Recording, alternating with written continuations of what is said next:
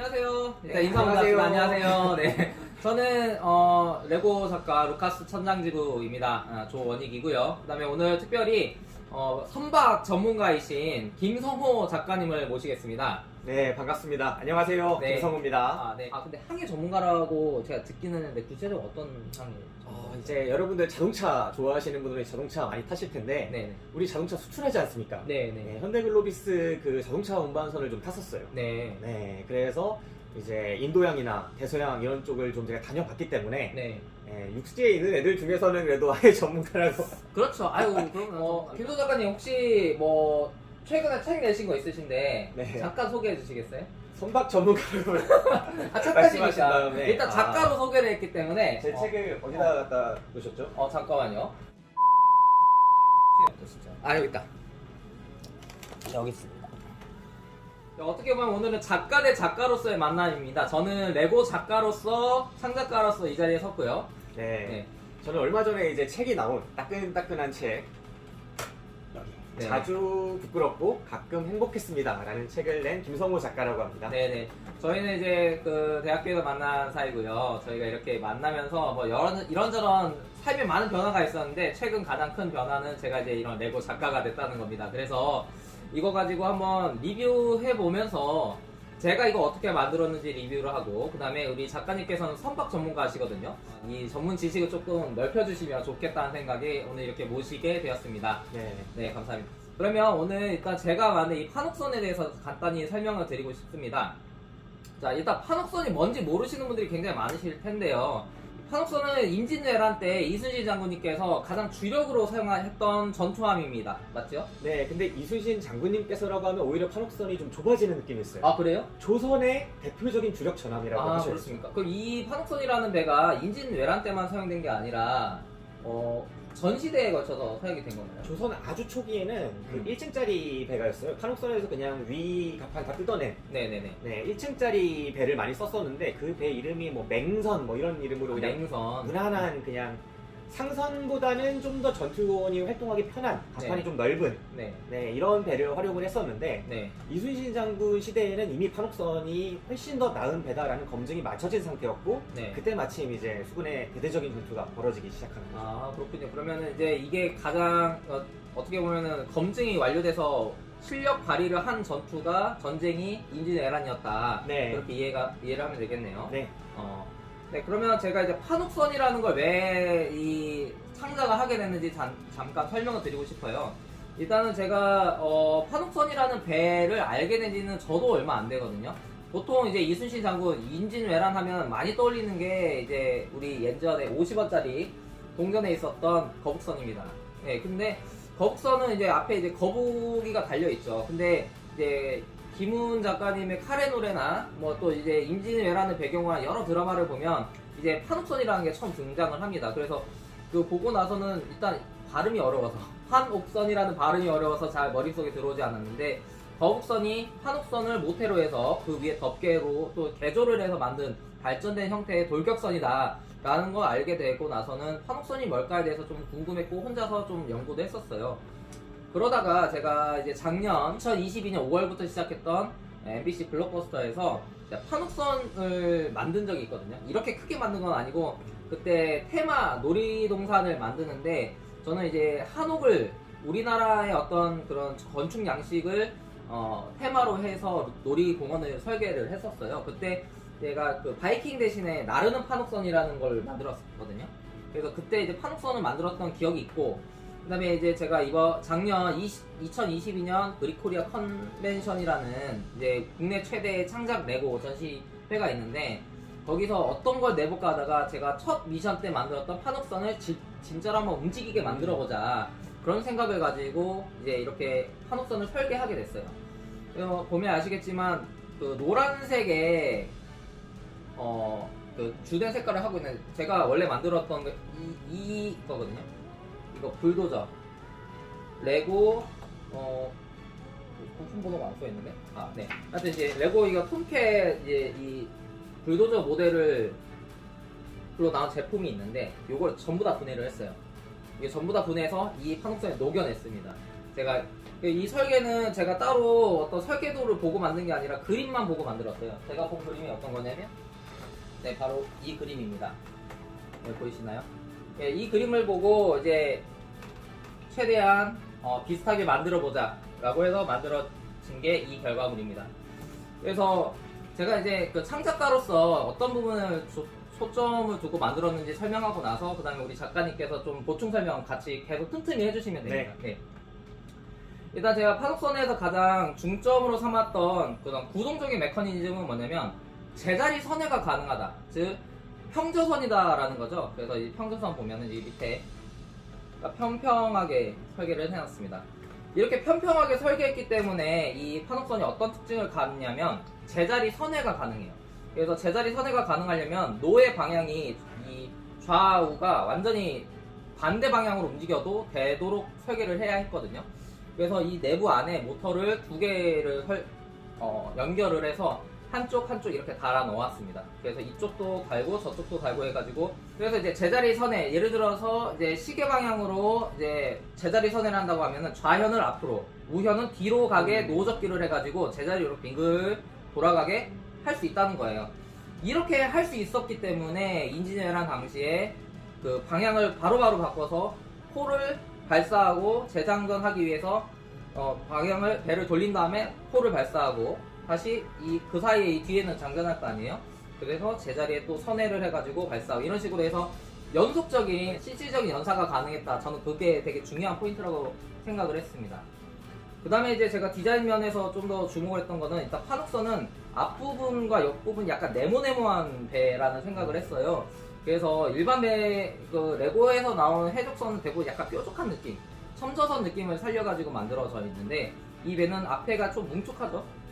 네, 그래서 좀 이렇게 뭉툭뭉툭 파독선의 느낌 잘 살리려고 나름대로 고민을 했습니다. 마지막으로 고민했던 포인트는 뭐냐면 이 앞에 이 돛이에요.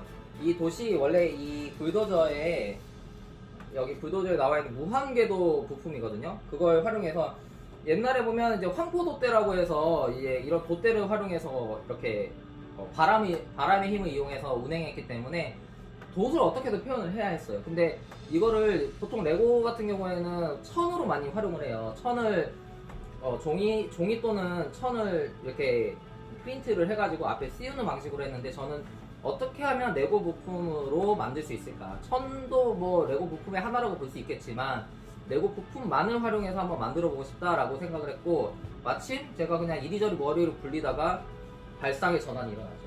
네, 그래서 이 무한궤도 부품을 활용을 해서 돛처럼 만들고 이렇게 만들었습니다. 네, 진짜 이거는 처음 봤을 때 엄청 탁월하다는 생각이 들었어요. 저는 이게 돛치를 표현할 수 있는 레고 부품이 있구나. 네. 사실 저는 그냥 파독선을 만들었다는 얘기를 이제 들은 상태에서 왔는데, 파독선이 사실 돛이 엄청 강조되는 배는 아니거든요. 네. 여기 지금 만드신 거에서 이게 임팩트 있게 아까 모터로 표현해 주셨지만 이 노가 있잖아요. 네.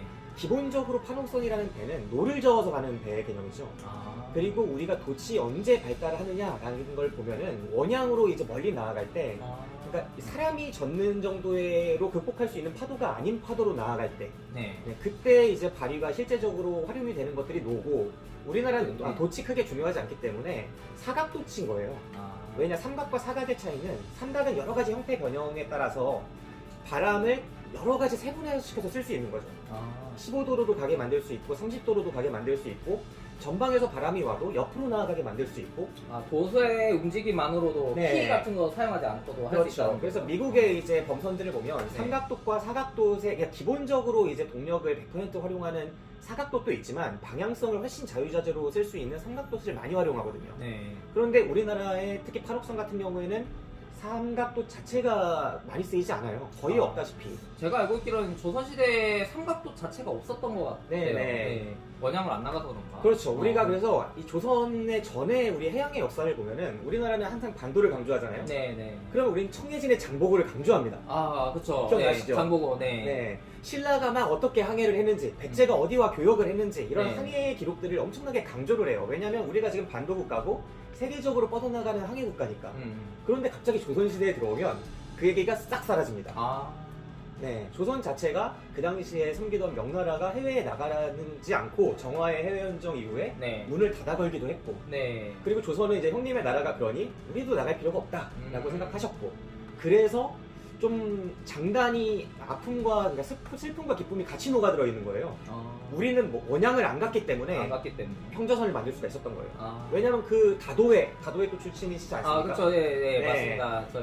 이순신 장군이 항상 고민이 섬들의 외곽으로 나아가면 파도가 바뀌거든요. 그렇죠. 원양으로 나아가는 거를 정말 확실하게 여기서 나가서는 안 된다라고 생각하시고 내에서 싸우셨어요. 네, 일본의 배는 우리가 흔히 판옥선과 안택선을 비교하면 우리의 우월성만을 강조하지만 일본 애들은 원양에 갈 수 있는 배입니다. 그렇죠. 어쨌거나 대한 해협을 건넜으니까. 네. 한국은 거기를 가지 않습니다. 않네요. 네. 근데 어쨌든 싸우는 걸 우리 쪽에서 싸운다 치면, 내에서 싸운다 치면 그때부터는 우리는 격군으로 움직이는 게 지장이 없으니까. 그렇죠. 파도가 잔잔할 무렵에 그런 데서 싸우는 거죠. 그런 또 지형이라든지 그런 뭐 역사적인 또 배경이 있네요. 네. 그래서 이 돛이 저는 처음에 그렇게까지 중요하지 않다고 생각하고 왔는데 이걸 보자마자 와, 이거는 쩐다. 네, 이거는 이거는 판옥선에서 살려야 될 가장 큰 특징이 아님에도 불구하고 이거는 레고의 창조성에 있어서 미학적인 관점에서 네, 저 완전히 그대로 구현한 게 아니잖아요. 그러니까 색채나 이런 것들이나 다 100% 구현한 건 아니기 때문에 이거는 판옥선에 있어서의 그 완벽한 고증이라기보다는 이 창작성을 되게 판옥선의 형태를 곳곳에서 찾아볼 수가 있거든요. 이 꼬리 부분이라거나 아니면 이렇게 격분이 탈 수 있는 밑에서 나오는 이 노라거나 이런 부분을 봤을 때 이거는 판옥선의 형태는 또 살리면서도 이런 창의성을 너무 잘 발휘했다. 감탄하게 되는 부분이 있었던 거죠. 네. 그럼 감사합니다. 돛에 또 그렇게 감탄하셨다고 하니까 약간 보람이 많이 느껴지는데요. 네. 그리고 이제 제가 이제 이 설계를 하면서 아까 잠깐 언급해 주셨는데 판옥선의 형태가 이 노를 젓는 데가 아래에 있어요. 그리고 대포를 쏘고 전투를 하는 곳이 이제 갑판 위에 있어요. 이게 판옥선의 가장 큰 특징이라고 생각을 하거든요. 네. 그래서 저는 그거를 구현하기 위해서 그러니까 노가 있는 데를 아래에 두었고요. 갑판 아래에 두었고, 제가 이제 일부러 보여주기 위해서 이거 떼놨는데 제가 실제 설계한 거 여기 이렇게 덮어놨습니다. 그래서 이제 노가 움직일 수 있게 하고 그 위에는 대포. 지금 제가 대포 부품이 없어서 이 서스펜션, 그러니까 자동차에서 이제 바닥이 울퉁불퉁할 때 평형을 유지하게 만들어주는 게 서스펜션이잖아요. 그거를 대포로 활용을 해서 이렇게 튕길 수 있게 이렇게 만들어놨습니다. 그래서 제가 여기서 하고 싶은 얘기는 뭐냐면 제가 그만큼 고민을 많이 했다는 거. 네, 그런 자기 자랑이셨군요. 네, 그렇습니다. 돛도 그렇고 그다음에 이제 판옥선에 이게 어쨌거나 배이기 때문에 약간의 그 45도, 50도 약간 이런 식의 그 각도가 어느 정도는 있어야지 이제 유선형이 만들어지잖아요. 네. 배 형태가 이렇게 올라가야 되니까. 이렇게 올라가고 앞에도 약간은 좀 기울어져야 하고 그래야지 이제 물과의 마찰을 줄여서 좀 더 신속하게 움직일 수 있으니까. 근데 이제 레고는 기본적으로 네모네모예요. 다 쌓고 끼는 것도 이제 90도 각도로 만들어지는 경우가 대부분이기 때문에 그거를 어떻게든지 꺾으려고 하는 시도를 많이 했습니다. 그래가지고 지금 보시면 알겠지만 어느 정도는 그래도 유선형에 가깝게 만들어져 있습니다. 제가 잠깐 들어서 보면은 이 배의 이제 모양이 이렇게 약간 사다리꼴 모양에 가깝게 만들어져 있어요. 그래서 그리고 밑에서도 보면은 이렇게 좀 물과의 마찰을 줄일 수 있게 만들어 놨고요. 그렇습니다. 제가 근데 만들면서 하나 궁금한 게 있었습니다. 여기 그 판옥선 뒤에 보면 약간 꼬리 같은 형태의 이런 부분이 있는데 이게 옛날 그림에도 있더라고요. 근데 이 부분은 어떤 기능을 하는지는 사실 모르고 만들었어요. 저도 이거를 정확하게는 몰라요. 근데 이게 옛날 판옥선의 그런 자료 같은 걸 찾아보면 이 꼬리의 길이나 형태나 그 규격들이 천차만별이에요. 근데 판옥선이 실제로 임진왜란 때 쓰인 그 역사를 살펴보게 되면 그 전에 만들어졌던 전함들을 가지고 임진왜란 기간 내내 싸운 게 아니거든요. 예를 들면 명량에서 이순신 장군이 싸우실 때는 12척이었잖아요. 네네네. 그리고 그 이후에 전략상 후퇴 승리를 분명히 하셨는데 이기고 나도 적 전함은 많고 우리 전함은 12척이잖아요. 네네. 정비를 하고 쫓아올 우려가 있으니까 이제 좀 전략상 후퇴를 하셨다가 나중에 이제 한 열흘쯤 후에 이제 고화도로 들어가셔서 거기가 소나무가 많거든요. 소나무가 많은 섬이니까 거기에 들어가셔서 그 나무로 이제 판옥선을 재건을 해서 또 100척이 넘는 함대를 만들어 가지고 나옵니다. 그 명량해전 이후에 백척을 그렇죠. 만들었다고요? 그러면은 그 이후에 만들어진 판옥선과 네. 그 임진왜란 전에 이제 원균이 불살랐던 혹은 그 이순신 장군이 초창기에 싸웠던 판옥선과 그 사이에도 계속 만들거든요. 그 판옥선의 버전들이 다 달라요. 네, 어떤 배는 조금 높고 어떤 배는 좀 더 층을 좀 나누기도 하고 이 돛을 놓는 형태도 다르고 그게 다 이 전투를 해가면서 실제로는 그렇게 적선하고 직접 싸워볼 수 있는 기회가 없었던 거잖아요. 하나의 거대한 그 전함의 발전의 장이기도 했던 거죠. 하긴 뭐 우리가 현대사회에서 누리고 있는 대부분의 기술이 2차 세계대전 때 만들어졌다는 이야기를 들어보면 그럴만하네요. 네. 그래서 저는 이 부분에 대해서 사실 이게 되게 공부를 많이 하고 지금 논의드리는 자리가 아니라 지금 급작스럽게 찍게 됐는데 정확하게 용도는 모르지만 그 당시에 이 기록들을 보면은 이 전함의 회전이나 이런 부분에 대해서 고민하신 부분들이 많아요. 장군께서 적선에 비해서 이렇게 회전이 빠르게 돼야 되는 시점이 그 전쟁 초중기에 오는데 그 이유는 적선이 원래는 무조건 다가와서 사다리를 걸치고 올라오려고만 생각을 했던 거죠. 일본의 전략 자체가 그거였으니까. 근데 걔네가 이제 경험을 하고 많이 당해보고 그 다음에 느낀 건 조선의 배는 포격이 가능하고 우리도 포격이 되는 배가 있어야만 한다 라는 깨달음이었고 육상에서의 수많은 전투를 통해서 우리나라 이제 장병들을 잡아갔지 않았겠습니까? 포들도 이제 얻고 그리고 이제 그 포들을 그 일본 전함에 올리기 시작한 거죠. 조선의 화포를 일본에 올리기 시작했다고요? 그리고 일본이 부산항을 거의 전쟁 내내 7년 동안 거의 사실상 점령을 하고 있었기 때문에 충분한 기간 동안 안정된 항구를 확보한 상태에서 이 포격 훈련이 가능했단 말이죠. 그 시점에서 봤을 땐 결국은 얼마나 빠르게 우리가 재장전을 리로드를 할 수가 있는가 이게 전쟁의 후반부엔 핵심을 가르는 요소이기도 했고 그렇기 때문에 제자리 선회 그리고 풍랑이 있었을 때 이제 우리가 원하는 전장을 점점 더 선택하기 어려워지지 않았겠습니까? 전황이 어려워지면서 그때 좀 더 선회를 빠르게 하는 것, 안정적으로 하는 것이 이슈가 됐을 때 이게 커졌다는 거죠. 그래서 아마도 이게 선회나 이런 것과 연관이 있지 않을까 그렇게 생각을 하게 됩니다. 제가 이거 만들 때 그냥 미학적으로 느낀 부분인데 연결될 수도 있을 것 같아요. 일단 이 뒤에가 있으니까 배 전체적인 균형감이 좋아졌다는 생각이 들어요. 앞부분만 있을 때는 아마 배가 약간 파고가 조금만 높아져도 출렁거릴 것 같다는 생각이 드는데 뒤에가 있으니까 좀 더 안정감이 느껴지고 좀 더 이렇게 덜 흔들릴 것 같다는 생각도 들고요. 그렇죠. 그 다음에 뒤에가 이렇게 뒤에 꼬리를 이렇게 모아주는 형태다 보니까 이제 좀 더 그 신속하게 움직이는데 용이하지 않았을까라는 생각이 듭니다. 무게중심적인 것도 상당히 컸을 거예요.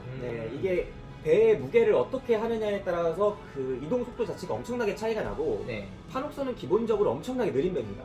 이 형태 자체가 일본의 안택선처럼 날렵하게 생기지 않았잖아요. 기본적으로 평저선이니까 느린데 전쟁 후반기에 갈수록 점점 더 느려져요. 왜 느려졌을 것 같나요? 더 커져서 그런가요? 아니죠. 판옥선이 뭘로 움직입니까? 녹구에 사람의 힘으로 움직였다고. 격군이라고 불리는 판옥선을 타는 사람 중에 활을 쏘는 사수, 포를 쏘는 포수, 그 다음에 노를 젓는 격군 이렇게 세 가지 종류가 있는데 격군의 수가 줄어들어요. 사람이 부족하니까. 그게 또 이순신 함대와 다른 함대의 차이가 엄청나게 큽니다. 예를 들어 원균이 삼도수 통제사 자리에 올랐을 때 속도가 3분의 1로 줄어들었다는 평가가 많습니다. 그래요? 왜 그랬을까? 사령관에게는 권한이 있죠, 인사권이. 격군들을 군대를 빼주면 무언가가 떨어졌겠죠. 뇌물 같은 걸로? 그래서 격군의 수가 3분의 1로 줄어들어요. 그래서 이순신 장군 때는 전성기, 이순신 장군이 가장 그래도 재물도 풍족하고 이렇게 함대를 잘 꾸릴 수 있을 때는 5인이 하나의 노를 잡았다는 얘기가 있어요. 그리고 조금 전력이 떨어졌을 때, 왜냐면 사수나 포수를 줄일 수는 없잖아요. 사수나 포수를 줄이는 순간 입의 전투력은 급강하기 때문에 결국은 격군을 조정을 하는 건데 원양을 안 나가기 때문에 여기는 많이 태울 수 있는 구조예요. 원양을 나갈 때는 식량 생각을 해야 되지만 근데 나중에는 3명의 노 하나 이렇게까지 줄어들거든요. 근데 원균 때는 1명이 하나 잡았다는 얘기가 있어요. 이거 어떻게 한 사람이에요? 7천량 패전이 사실은 후퇴할 때 애들이 지쳐서 지는 거예요. 7천량에서 배를 다 말아먹은 게 결국은 이순신 함대의 그 베테랑들이 격군들이 그렇게 되니까 더 전진을 못하고 그래서 7천량 포에 들어가고 거기서 다 노곤노곤하게 떨어져 있을 때 그때 기습당해서 지는 겁니다. 그런 또 배경이 있군요. 그러니까 마치 이제 제가 레고 작가로서 이해하기에는 모터의 출력이 떨어져서 그렇죠. 같은 이유죠.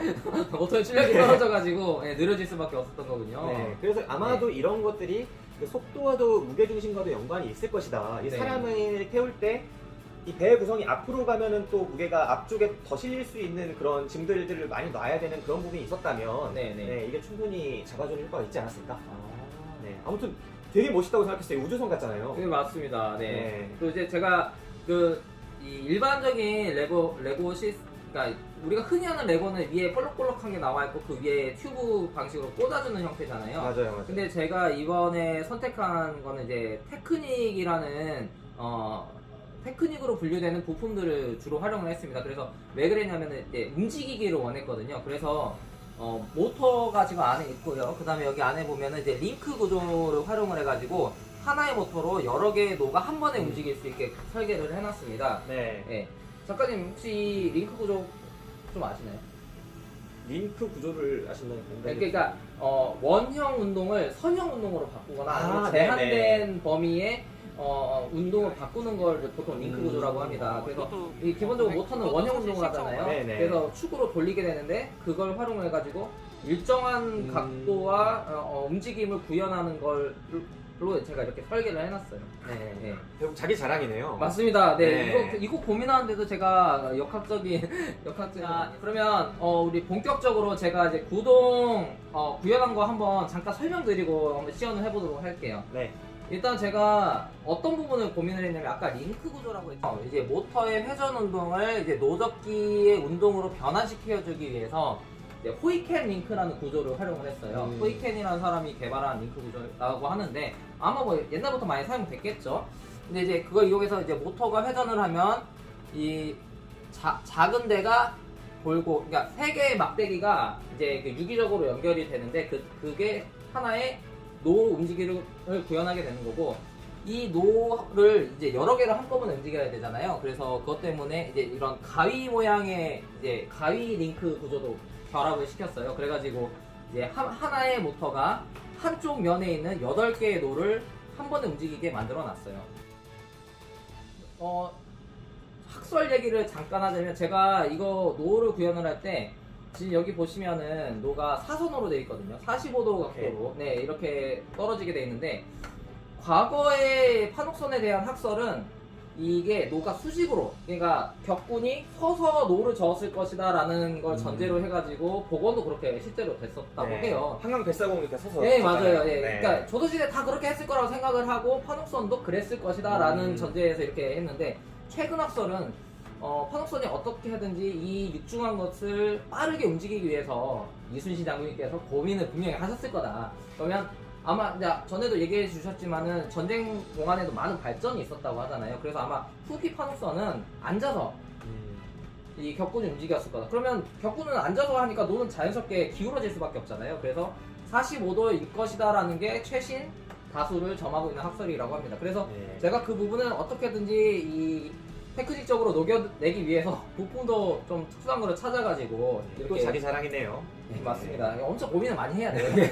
네, 그럼 우리 한번 이렇게 움직여 보도록 할게요. 이게 움직이려면 이게 노가 회전 운동을 해야 되니까 밑에가 살짝 떠야 되거든요. 그래서 작가님 책을 밑에 또 제 책을 어떻게 잠깐 자랑한다고 했더니 제 책을 까네요. 네네. 아유. 네, 감사합니다. 자, 너무 제가 부끄럽습니다. 이걸 이렇게 밑에 해가지고. 자, 그러면 한번 연결을 해볼게요. 연결됐나요? 이제 제가 이거 설계를 할 때 이거 가운데만 딱 누르면 이제 허브랑 연결될 수 있게. 네. 그 이제 레고사에서 나온 파워드업이라는 앱을 사용해서 연결을 시켰고요.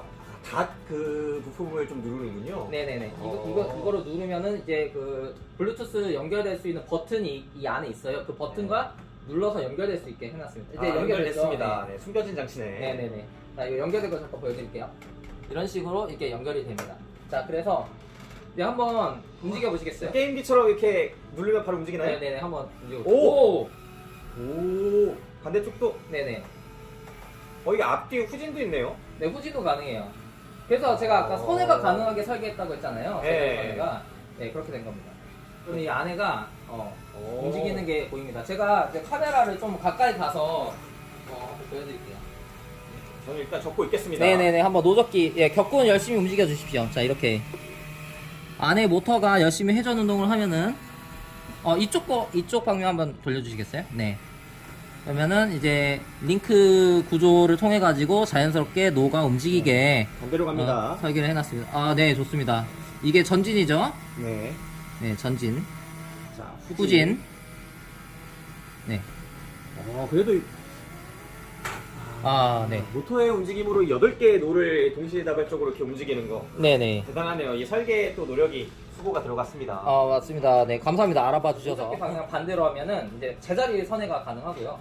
물론 이제 크게 선회할 때는 이제 뒤에 조타, 타를 조정을 해가지고 전진만 하면서 이렇게 부드럽게 부채꼴 모양으로 네. 이제 선회, 이것도 선회죠. 선회할 수 그렇죠. 있겠죠. 네, 제자리 선회는 아니지만 이런 형태로 이제 구현을 했습니다. 사실 이제 제가 그 2022년 브릭코리아 컨벤션에 이거를 보여줬을 때 가끔 점심시간마다 가서 이거를 구동을 시켰거든요. 근데 이제 제가 없었을 때는 이게 구동이 안 됐을 테고 이게 어떤 식으로 구동되는지 관객들한테 직접 전달은 못했을 것 같아요. 그래서 그런 면이 좀 개인적으로 많이 아쉽고, 이런 부분은 앞으로 이제 전시를 하거나 창작을 할 때도 어떻게 하면 이런 관객들한테 동작할 수 있는 거 보여줄 수 있을까, 그런 고민은 좀 계속 되어야 할 것 같아요. 혹시 이거 보시고 뭐 좀 아쉬운 부분 같은 거 있으셨을까요? 아쉬움이 있죠. 네. 이 판옥선을 처음 봤을 때는 일단은 제가 판옥선을 만들었다는 사실은 알고 있었거든요. 근데 제가 판옥선을 만들었다? 네네. 판옥선을 만들었다는 사실은 알고 있었는데 막상 와서 느꼈던 첫 느낌은 제 생각보다 컸어요. 컸다. 레고로 만드는, 우리 옛날에 레고 해적선 이런 거 많이 나오지 않습니까? 네네. 그 사이즈보다 큽니다. 일반적으로 우리가 생각하는 그 사이즈보다. 일단 큰 게 첫 번째였고, 근데 비율이 좀 마음에 안 들었어요. 비율이라면 어떤 비율을? 네, 이렇게 그 키가 있고 높이가 있고, 네. 그 다음에 이렇게 길이가 있지 않습니까? 네. 전장이 있는데 그 판옥선이 제가 알기로는 그 길이에 비해서 한 반 정도 높이가 있는 거예요. 그러니까 네. 상당히 높아요. 약간 되게 높은 네. 배였다는 거군요. 우리가 일반적으로 생각하는 배의 규격을 크게 벗어나진 않은데, 이거는 네. 제가 볼 때 이 정도면 높이가 약간 반층 정도는, 이 정도는 더 높아야 되지 않나. 그러면 제가 현재는 모터가 있는 한 칸, 가판이 있는 두 칸에서 2층으로 구성을 했는데, 네. 이 위에 하나를 더 올려도 네. 더 올려야 판옥선에 맞다라는 그렇죠. 거죠? 그러니까 판옥선 자체가 사실은 처음 만들어진 게, 제가 조선 초기에 전함은 맹선이라고 하지 않았습니까? 네네네. 그 맹선이 그냥 이 형태의, 그냥 일반 형태의 배예요. 근데 판옥선은 거기에 가설을 한 거예요. 네. 한 층을 가설을 해서 그 위에 이제 포를 쏠 수 있게 만든 거죠. 네. 그러니까 원래 상가판이라고 하는 이 가판에서 여기서 원래 노를 적고 있어야 되는 거죠. 네. 그리고 이 위에 한 가판을 더 만들어야 했다. 그래야 그래야 옆에 있는 안택선이나 이런 일본 배들이 왔을 때는 걔네는 이런 구조에 비해서, 자기네 일반 배에 비해서 한 층이 더 있다고 느끼니까 사다리 걸기도 높은 높이고 이렇게 돼버렸던 거죠. 백병전이 일어나지 않게 막는 효과도 있었겠네요. 네, 그렇죠. 그러니까 이 조선의 전함 발달은 철저하게 분석에 의해서, 그러니까 조선이 대충대충 굴러갔던 허접한 나라라고 생각하는 경향이 사실은 좀 역사적으로도 좀 있어요. 근데 네. 조선은 생각보다 상당한 사고를 하는 나라였습니다. 그래서 조선 초기부터 우리는 화포와 활을 무기로 한다라는 철저한 전략이 있었고, 네. 그 다음에 외국은 이런 배가 주종이더라 라고 하는 상대성도 고안을 한 거예요. 하긴 네. 임진왜란 이전에도 외구들의 침략이라든지 그렇죠. 외변이라든지 이런 것은 있었으니까 네. 그때그때마다 나름대로 대책은 세웠었겠네요. 네. 그리고 일본이 봉건국가니까 그 외구들이 침탈하던 그런 형태의 배들이 실제로 전함으로 쓰였고, 네. 그 다음에 우리가 마침 원양을 갈 생각이 없는 나라기도 했고, 네. 이것들이 크게 조합이 돼서 배 형태를 만들었기 때문에 그 구조에 있어서 근본에 있어서 조금 아쉽다. 네, 격분도 또한 여기 그 레고의 그 또 상징이 우리 미니미들 아닙니까? 조그만 애들, 네네네. 옷 입고 있고 막 그런 애들. 그렇죠, 그렇죠. 그럼 갑옷 입은 애들이 한 명도 보이지 않는 거. 이것도 좀 가슴 아픔이 있습니다. 그거는 제가 조금 하고 싶은 말이 좀 있는데, 네. 일단 레고사에서 한국의 어떤 의복, 복식을 갖춘 미니피규어를 만들어주지 않고 있어요. 근데 저는 되게 황당한 게 아까 여기 있더라고요. 여기 이 차이나인가요, 이거? 네, 맞아요. 네. 이런 걸 또 보면은 레고사에서 이게 보이실까 모르겠는데 네. 혹시 레고사 협찬 받습니까? 아니요, 전혀 아직 못 받고 있어요. 네, 협찬해주세요. 이 레고사에 보니까 중국 애들은 옷을 입고 있어요. 네, 네, 중국 맞아요. 집 형태도 갖춰져 있고. 네. 그런데 이 화포 하나 만들어주지 않아서 이게 말이 됩니까? 이게 삐용삐용 이게? 네, 서스펜션으로 지금 대충 했는데, 네. 그것도 아쉬운 부분이죠. 그런 점이 사실은 아쉬웠다. 그리고 기본적으로 색깔 같은 거는 어쩔 수가 없었을 것 같긴 해요. 네. 근데 이 판옥선의 느낌을 레고화시킨 이 도치나 이런 창의성 면에서는 정말 높은 점수를 주지만 그 점이 일단 아쉬웠습니다. 그리고 하나 더 있어요. 어떤? 이게 약간 그 니폰삘이 좀 있습니다, 이 배가. 아, 그래요? 두 가지 측면에서 있는데 네네. 첫 번째로 이 기와 올리는 거. 아, 네. 이거 일본 스타일이거든요. 아, 그래요? 네. 일본이 안택선이나 뭐 안택선에 더 고급화된 이제 나중에는 엄청 큰 배들이 나오는데 네, 예. 일본의 대형 배들은 아예 거기에 집을 짓는 느낌이 들 정도의 건물들이 있어요. 가건물들을 세우죠. 네. 근데 이 조선의 판옥선 같은 경우에는 상당히 이 장군들이 들어가는데도 개방적입니다. 훨씬 조선 장군들이 남자다웠죠. 네. 그거 남자답다고 표현하나요? 지붕 없는 데서 우리 병사들과 함께 으쌰으쌰 하면서 너 위험해? 나도 위험해. 이런 느낌으로. 네. 너네만 위험한 거 아니다. 약간 이런 건가요? 네, 이런 컨셉은 약간 그 외선 애들이 이렇게 화살 안 맞으려고 하는 컨셉 아닌가. 아, 그런가요? 네. 뭐 제가 작가님께 한번 나중에 그러니까 처음 만들 때 그런 자문을 좀 같이 구했으면 제가 디자인을 많이 고려할 수 있었을 텐데 좀 아쉽다는 생각이 드네요. 그게 첫 번째고, 여기 이렇게 보이실지 모르겠는데 여기에 이렇게 까맣게 이렇게 뭐랄까요? 제가 느끼는 느낌은 이런 게 약간 갑옷이나 아니면은 배에 있어서의 어떤 방어 체제처럼 느껴질 정도거든요. 약간 그런 걸 의도하기도 했어요. 아머 형태로. 근데 이런 형태는 백병전을 많이 하는 일본의 배들에 좀 더 많이 있는 형태고, 조선은 여기가 이제 이미 가건물 형태이기 때문에 상가판 위에 있는 형태였을 것이기 때문에 여기에 이렇게 그림을 그려놓거나, 그러니까 이 나무 판자를 내나요? 판자를. 네, 그냥 가건물 형태 이렇게.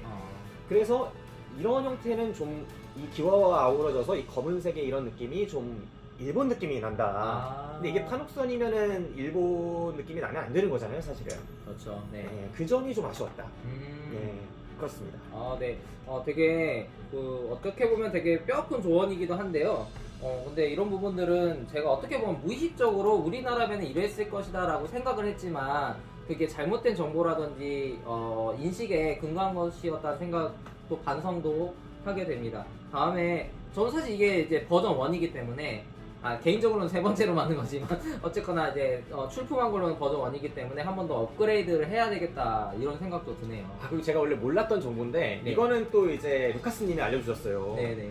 이 조선의 이 판옥선을 나중에 보니까 이렇게 이 장군이 올라가는 이 자리가 이 지휘하는 이 함교라고 하죠. 이 함교 이 자리가 이 뒤쪽으로 계단이 있지 않고 원래 앞에 있다는 거예요. 맞아요. 근데 이것도 제가 볼 땐 일본 스타일이다. 뒤에서부터 올라가 안전하게 올라가려고 뒤에 숨어서 올라가는 이런 스타일이 아니라 이순신 장군은 당당하게 이 오픈 함교에 앞에서 올라갔다고 딱 구현이 돼 있더라고요. 그렇군요. 네, 이게 너무 이런 것들이 너무 장군은 안전하고 병사들은 이렇게 오픈돼서 이제 싸우고 아쉽습니다. 네. 그렇군요. 알겠습니다. 일단 제가 처음에 이걸 만들고 구상하면서 고민했던 것에 대한 정보도 많이 알려주셨고, 그 다음에 그 이후에 지금 현재 만들어진 거에서 어떤 것이 부족한지도 많이 알려주셨고, 또 배경적인 지식이라든지 또 항해 전문가시잖아요. 그 경험도 나중에 한번 잘 살려서 저희 배도 한번 또 만들 때 한번 같이 또 이야기 나누면 해적선 때 한번 불러주세요. 제가 해적의 역사 이런 거 좀 배거든요. 해적 요즘에도 있습니다. 해적 오면은 막 난리예요. 외교부에서 해적 조심하세요 라고 한 줄 아요. 네, 어떻게 조심합니까 해적을? 야, 외교부 있어요. 이제 아덴만 이쪽으로 해서 이제 우리 석유 우만선들이 많이 들어가는 VLCC나 이런 이제 유조선이라고 하죠. 유조선들이 많이 들어가는 그쪽 영역을 항해할 때 거기에 이제 예멘 내전이나 이런 게 좀 있었거든요. 예멘 위에 있는 사우디나 뭐 사실상의 서구 대리전이라는 얘기도 있고, 뭐 테러단 되게 무력 집단들이 여전히 남아 있겠네요. 북이라든지 그쪽에서 이제 미사일 날라오고 막 이럴 때가 있었어요. 근데 우리 배는 가야 되는 거죠. 그때도 외교부에서 해요. 미사일 조심해서 피하라고. 또 어떻게 피합니까? 조심해서. 나 진짜 외교부. 이 이야기는 제가 진짜 해적사 한번 만들어 보고 나서 작가님 한번 더 모실게요. 외교부 어떻게 조심하니? 알겠습니다. 너무 감사합니다.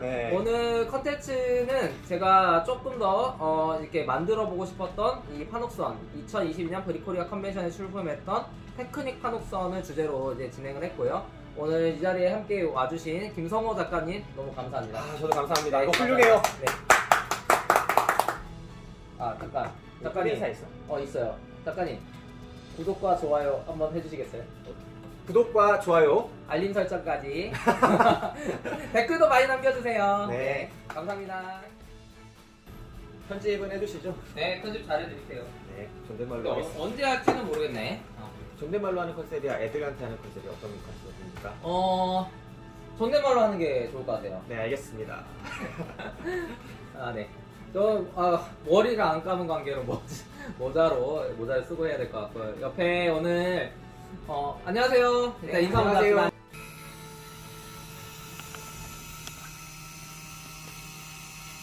오.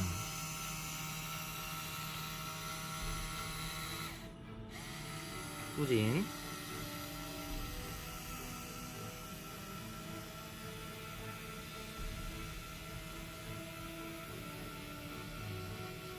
위 아래 이렇게 걸리는 거 없게 만드는 것도 참. 이것도 사실 시행착오 많았지.